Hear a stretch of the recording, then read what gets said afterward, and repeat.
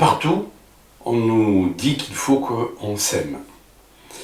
Je ne sais pas ce que c'est l'amour de moi et je n'arrive pas à avoir de l'amour pour moi. Si ce thème vous intéresse, eh bien restez avec moi.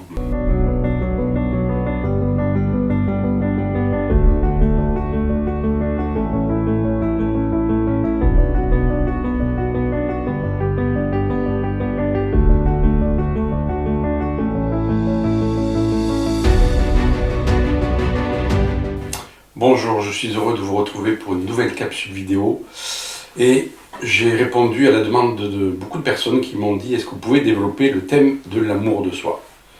Effectivement, c'est un thème que l'on retrouve de plus en plus et de partout. Sur les médias, on nous dit qu'il faut effectivement avoir de l'amour pour soi. Tous les thérapeutes vont vous dire: mais vous ne vous aimez pas assez, il faut que vous aimiez davantage. Mais c'est quoi l'amour de soi? Et donc j'ai voulu aborder ce point-là sous un autre angle.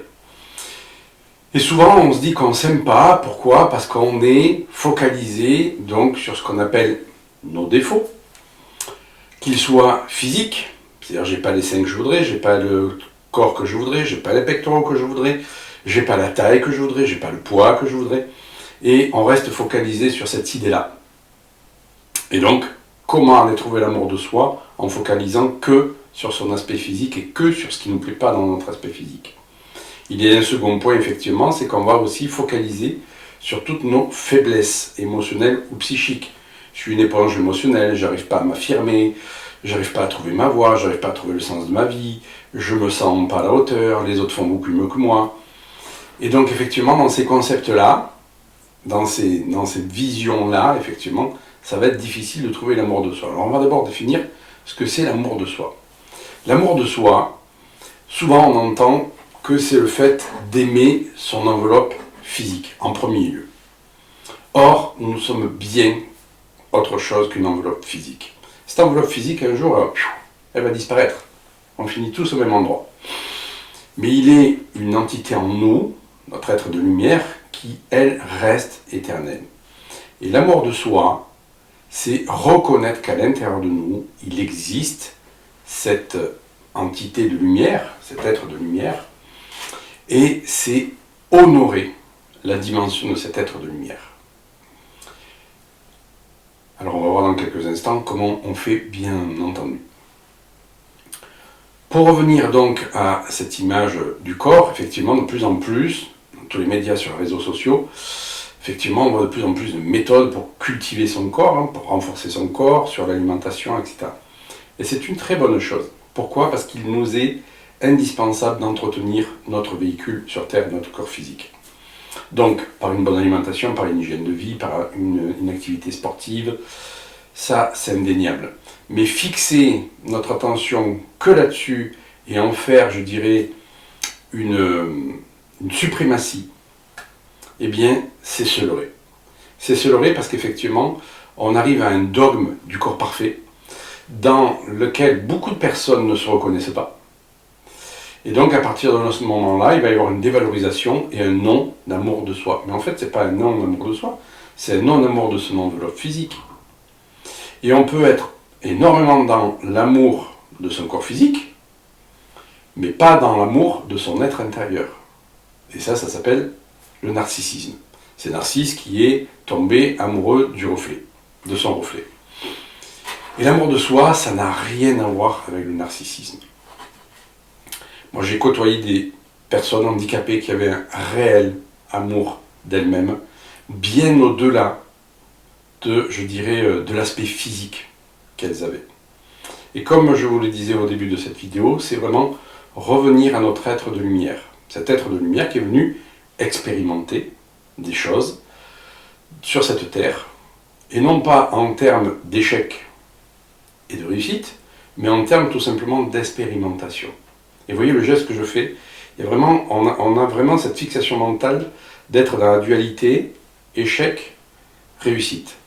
Ça c'est pas bien, ça c'est bien. L'âme, elle est au-delà de ça. L'âme, elle vient faire des expérimentations. Et il n'y a pas cette notion d'échec, de réussite. C'est notre ego, c'est notre mental qui nous fait classifier nos expériences comme ceci. Et à partir du moment où on va focaliser sur la case échec, eh bien, on va rentrer en disgrâce dans cet amour de soi. C'est-à-dire qu'on va focaliser sur ce que l'on ne sait pas faire, on va focaliser sur ce qu'on n'a pas réussi à faire, on va focaliser sur des rêves qu'on a et qu'on n'arrive pas à exprimer. Et de ce fait, on va faire quoi? On va se comparer. On va se comparer, la plupart du temps, quand on se compare, eh bien, c'est qu'on se trouve inférieur aux autres. À partir du moment où on se trouve inférieur aux autres, qu'est-ce qu'on va faire? On va se trouver pas important. Et ça, il faut aller chercher dans l'enfance, effectivement, voire dans le ventre de la mère, sans forcément passer des années de thérapie dessus, hein, juste pour le conscientiser. Tiens, est-ce qu'enfant, je me suis senti assez important aux yeux de mes parents? Vous aurez vite la réponse. Et d'ailleurs, quand je fais des stages, des séminaires de formation, en abordant ce concept d'amour de soi, je demande toujours aux personnes, sur une échelle de 1 à 10, mettez-moi la note que vous estimez juste pour vous, c'est-à-dire à combien vous vous aimez. Et je peux vous inviter là à le faire. Spontanément, comme ça, quelle est la note qui vous vient entre 0 et 10? La plupart du temps, on ne va pas aller sur 9 ou 10, ou c'est rare. 10, je ne l'ai jamais trouvé. Et quand on demande à une personne pourquoi 10, bah, je ne peux pas mettre 10, je ne suis pas parfait. Et c'est là où encore on se trompe. C'est parce que l'amour de soi, du moins le non-amour de soi, est basé sur une idée que l'on doit être parfait. C'est un fantasme, cette perfection. C'est un fantasme, c'est notre ego qui veut tout contrôler, qui veut absolument pas du tout intégrer la notion d'essai, mais d'essai au titre ou en temps d'échec, et qui a dressé ce concept de perfection. Et on estime que tant qu'on n'est pas parfait, on ne peut pas s'aimer. Alors, plus en plus de coachs nous disent il faut développer la meilleure version de soi-même. Et moi, j'ai vraiment cette impression qu'on va lever un costume pour en remettre un autre. La meilleure version de nous-mêmes, elle est déjà là. Elle est au centre de nous. Il n'y a pas besoin d'aller la chercher. Il n'y a pas besoin de se mettre en quête. J'ai vraiment cette sensation qu'effectivement, on fait le point sur nos défauts, on fait le point sur nos qualités, on fait le point sur nos faiblesses. Et là, je suis OK avec eux dans le sens où, effectivement, quand on a des faiblesses, en acquérant des compétences, eh bien, on peut arriver à en faire des forces. Mais on est déjà complet, on est déjà parfait. On est déjà parfait, seulement on est recouvert, effectivement, par des conditionnements qui nous font croire qu'on ne l'est pas. Et comme on croit qu'on ne l'est pas, eh bien, dans nos vies de tous les jours, on exprime cette imperfection. Il n'y a qu'à voir sur les réseaux sociaux, vous postez un truc qui est un peu dérangeant, vous vous faites massacrer. Moi, je suis très curieux de voir ça, et je me dis, mais waouh! Quand on voit les commentaires qu'il peut y avoir sur certaines vidéos, hein, mais même des vidéos très très banales, hein, tu te dis, mais les gens sont prêts à s'étriper pour une idée. Comment on veut que la guerre soit plus présente sur Terre? Mais à tous les niveaux. À tous les niveaux. Dès qu'on n'est pas d'accord avec quelqu'un, ben, on l'assassine, quasiment. Donc, pour revenir à cette idée que nous sommes déjà complets, nous sommes cet être de lumière qui ne demande qu'à s'exprimer. Et en fait, il n'y a pas besoin d'aller à la recherche de quelque chose, il n'y a pas besoin d'aller à la recherche d'une meilleure version de nous-mêmes. Il y a juste à laisser s'exprimer cette lumière, tout simplement. Et pour ça, il faut être vraiment conscient qu'il y a des conditionnements sur nous. Et ces conditionnements nous font penser qu'on doit être parfait, nous font penser qu'on doit être plus, nous font penser qu'on doit ressembler à telle ou telle personne que l'on trouve beaucoup plus épanouie, que l'on trouve mieux, que l'on trouve avec beaucoup plus de qualité que nous. Donc le premier point, ça va être effectivement de reconnaître qu'à l'intérieur de soi, il y a un être de lumière qui ne s'est peut-être pas encore exprimé comme il aurait voulu, et qu'il faut lui laisser sa place. Alors lui laisser sa place, ça va faire effectivement appel à des stratégies que les coachs effectivement disent, et c'est très bien pour ça, effectivement déjà de faire le point sur ses valeurs. Qu'est-ce qu'auparavant j'ai pu réussir dans ma vie, selon mon filtre à moi. Mais il ne faut pas oublier aussi qu'est-ce que j'ai pu échouer. Et quelles leçons je retire de ces soi-disant échecs. Parce qu'on apprend beaucoup plus de ces échecs. De façon à intégrer que tout ça, il n'y a pas de séparation entre les échecs et les essais, c'est juste des expérimentations. Donc il faut vraiment balayer cette notion d'échec, de réussir. Il faut vraiment intégrer cette notion d'expérimentation. À partir du moment où j'expérimente les choses, je vais mettre beaucoup moins de pression, beaucoup moins de tension, je vais mettre la barre beaucoup moins haute, et cette idée de perfection n'a plus lieu d'être. À partir du moment où je n'ai plus l'idée de la perfection, je vais pouvoir m'accueillir tel que je suis. Et l'amour de soi, eh bien, c'est l'accueil tel que l'on est. Il n'y a pas besoin de devenir quelqu'un d'autre pour pouvoir s'aimer. C'est pas parce qu'on va se faire refaire les seins, c'est pas parce qu'on va avoir moins de cellulite, c'est pas parce qu'on va avoir le ventre plus plat. Ok, vous aurez plus, je dirais, d'amour, de fierté de votre corps. Mais votre être intérieur, c'est lui qui a besoin d'être nourri. Et l'un n'empêche pas l'autre. L'un n'empêche pas l'autre. J'ai jamais dit qu'il fallait devenir un moine ou un renonçant. Non, nous sommes intégrés dans un corps, et je vous l'ai dit, il faut vraiment en prendre soin. Et si donner une meilleure image à votre corps, ça vous permet d'avoir une meilleure estime de vous-même, génial, génial. Mais ça passe pas que par là. Ça passe pas que par là. Donc cet amour de soi, c'est l'accueil, ici et maintenant, de ce que je considère comme mes faiblesses, de ce que je considère comme mes forces. Pourquoi ? Parce que ces faiblesses, il faut les bénir. Accueillir ces faiblesses, comme on accueille effectivement ses compétences, mais c'est ne plus faire de différence, c'est ne plus juger tout ce qui ne plaît pas en nous. Pourquoi ? Parce que justement ces faiblesses, si on ne les avait pas, on ne pourrait plus évoluer. La faiblesse, elle nous met en quête d'aller effectivement développer une compétence. Mais cette compétence, je dirais, doit être reliée à notre être profond. Ce n'est pas une compétence pour être le plus compétitif de tous, pour être le meilleur de tous. C'est une compétence pour développer le meilleur de soi-même. Mais le meilleur de soi-même qui est déjà là, qu'on n'a pas besoin d'aller chercher. Il est déjà ici. C'est-à-dire, j'ouvre comme ça. Vous avez vu le geste que je fais ? J'ouvre comme ça, c'est-à-dire je vais ouvrir mon cœur. Je vais ouvrir mon cœur et je vais laisser développer l'amour que je peux avoir pour la planète, pour les autres règnes du vivant, pour les autres personnes à côté de moi, pour tout ce qui ne me plaît pas aussi sur cette terre. Parce que comme je l'ai dit, cette terre, elle est faite pour expérimenter notre unicité. Et cette unicité, on peut l'expérimenter qu'à partir du moment où on connaît la dualité. Et donc nous sommes intégrés sur une terre où on connaît cette dualité, pour justement revenir à notre unicité. Et donc, c'est à partir du moment où je posais un regard d'amour là-dessus, cet amour pour moi, je n'ai même plus besoin de le chercher. Pourquoi ? Parce que je vais l'intégrer. Il va être intégré à un grand tout comme ça. Et donc, cette faiblesse, je dois la remercier. Je ne dois plus la juger. Je dois la remercier parce qu'elle me permet d'évoluer vers, effectivement, ce centre-là. Et il faut que je l'aime, cette faiblesse. Et plus je vais l'aimer, plus je vais la remercier pour le fait qu'elle me fait effectivement cheminer, c'est en ça qu'elle est intéressante, elle me fait cheminer, eh bien, je vais intégrer ce que je nomme égotiquement mes réussites, mes échecs, mes compétences ou mes forces, mes faiblesses, de façon à en faire un tout. Donc cet amour de soi, quand on le note, il faut vraiment le ressentir, ça. C'est pas un 3, c'est pas un 4, c'est pas un 5, c'est un 10. C'est un 10 qu'il faut se mettre. Mais sans fausse modestie. Or, effectivement, la religion catholique, pendant longtemps, nous a imprégné, effectivement, de cette, entre guillemets, fausse humilité.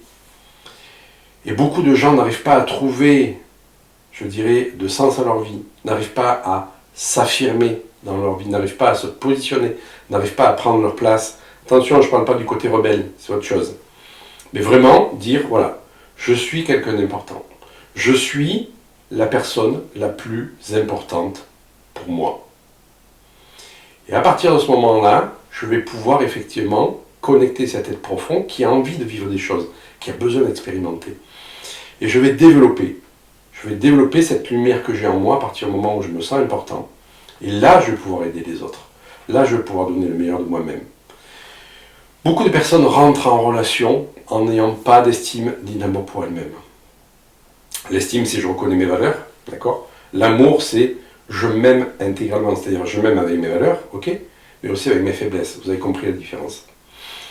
Et à partir du moment où je rentre en non-amour de moi, eh bien j'attends que l'autre m'aime comme moi, je n'arrive pas à m'aimer. Mais on rentre dans un deal qui n'est pas OK. On rentre dans un deal qui n'est pas OK. Pourquoi? Parce que les attentes par rapport à l'autre sont beaucoup trop importantes. Et à un moment donné, ça va s'effondrer ces choses-là. Et donc beaucoup de relations se cassent la gueule. Pourquoi? Parce que justement, on rentre dans un non-amour de soi dans la relation, en attendant que l'autre nous apporte cet amour qu'on n'arrive pas à nous apporter nous-mêmes. Et ça, on ne nous l'apprend pas, en fond. On ne nous l'apprend pas. Effectivement, il n'y a pas à juger nos parents, hein, on ne leur a pas donné le mode d'emploi non plus. Mais en éveillant notre conscience, il nous importe, il nous incombe d'apporter effectivement à nos enfants un peu plus de lumière, c'est-à-dire vraiment à leur faire sentir qu'ils sont importants. Parce que le nid de notre amour pour nous, c'est effectivement, la plupart du temps, le fait qu'on ne se sent pas assez important, c'est ce qui donne naissance au profil psychopompe, hein, la victime, le bourreau, qu'on connaît, le sauveur. Et ça, c'est justement parce qu'on n'arrive pas à se connecter à notre lumière. Et à partir du moment où on n'arrive pas à nous connecter à notre lumière, on va aller essayer de pomper la lumière chez les autres. Donc l'amour de soi, c'est quoi? C'est tout simplement accueillir là, ici, maintenant, pas dans un an, pas dans 10 ans, c'est maintenant ici, j'accueille mes faiblesses, j'accueille mes forces, j'accueille mes échecs, j'accueille mes compétences et mes réussites, de ce que je juge, je vous le redis, de ce que je juge, échec et réussite, puisque l'âme, elle, notre être de lumière, il n'y a pas d'échec et de réussite, il y a juste des expérimentations. Et à partir du moment où j'intègre ça, et que je sais que cette lumière en moi, elle est parfaite, il n'y a rien à lui apporter. Elle demande juste à une chose, c'est de s'exprimer dans la matière, c'est de vibrer à travers nous, et que toutes nos pensées, nos paroles, nos actions, soient calées sur cette lumière intérieure, qui est en relation avec la source, puisque c'est un hologramme de la source. Et à partir de là, la question d'amour de soi, elle se pose même plus. Elle se pose même plus. Je me donne le droit d'expérimenter cette lumière. Mais non pas en termes, je l'ai dit, d'échec de réussite, d'être le meilleur ou pas le meilleur, d'être moins bien ou mieux que telle ou telle personne. On n'est pas du tout dans cette notion-là. On est dans la notion de rayonnement. Alors comment faire de manière pratique? Bien, ça va passer par des moments où vous devez, et j'en reviens toujours à ça, pourquoi? Parce que notre mental, alors je ne vais pas dire le mot mental, parce qu'il y a une partie du mental qui est, je dirais, salutaire, notre ego. Lui, il passe son temps à nous raconter comme ça des trucs dans notre tête pour nous flinguer.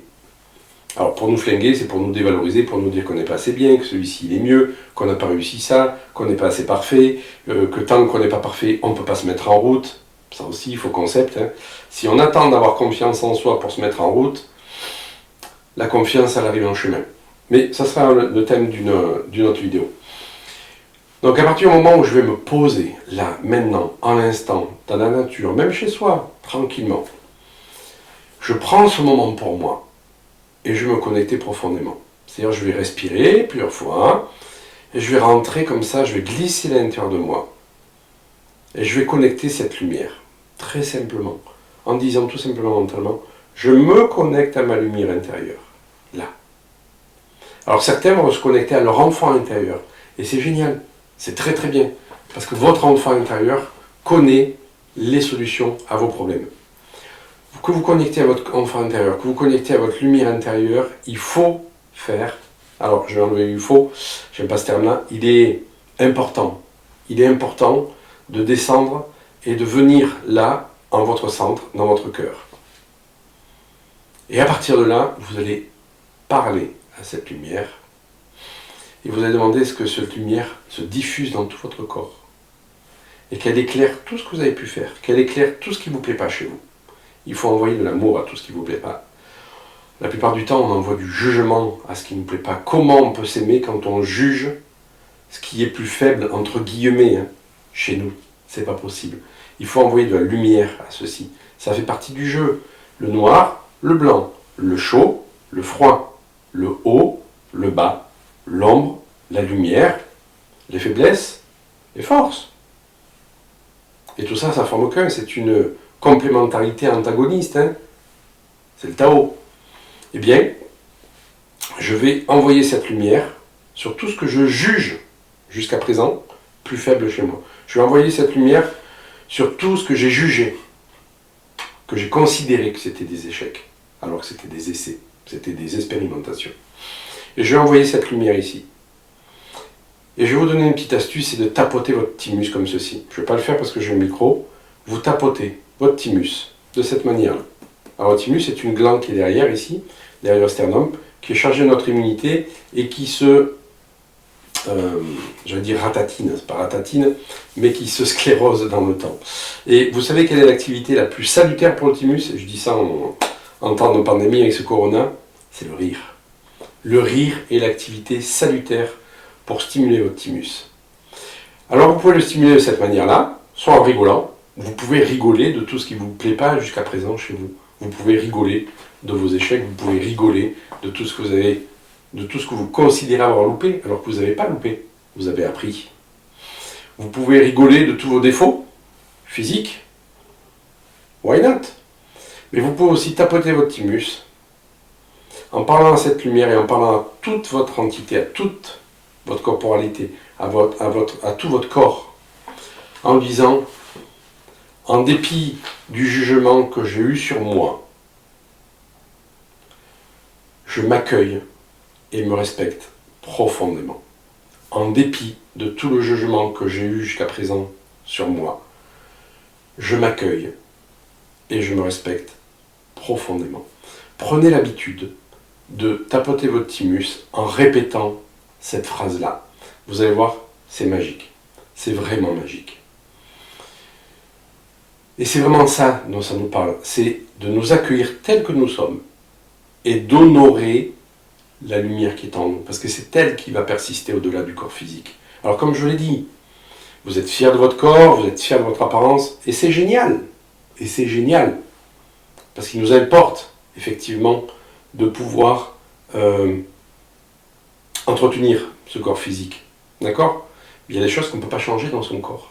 Alors, est-ce qu'on va ne pas s'aimer toute sa vie parce qu'on n'a pas le poids idéal? Est-ce qu'on ne va pas s'aimer toute sa vie parce qu'on n'a pas la taille idéale? Ça n'a pas de sens. Ça n'a pas de sens. On est bien au-delà de ça. Et s'aimer, eh bien, c'est intégrer tout ça et c'est prendre à partir du moment, le concept à partir du moment, et c'est pas un concept, c'est vraiment une réalité que notre âme, notre être de lumière, est venu faire des expérimentations. Alors, arrêtons de nous juger. Arrêtons de nous comparer à ceux que l'on pense mieux que nous. C'est de l'illusion. Parce que cette lumière qui demande donc à irradier à travers vous, comme je l'ai dit, elle a besoin d'expérimenter. Donc si vous restez sur un canapé, ok, j'ai la lumière qui est à l'intérieur de moi, c'est génial, super. Je vais méditer toute ma vie. Non, c'est pas ça qui nous est demandé. Cette lumière, elle doit passer à travers nos actes. Elle doit passer à travers nos paroles, elle doit passer à travers nos pensées, mais nos actes. Donc ça nous parle bien d'acter, de faire des choses. C'est-à-dire si je monte une entreprise, eh bien, je vais acter.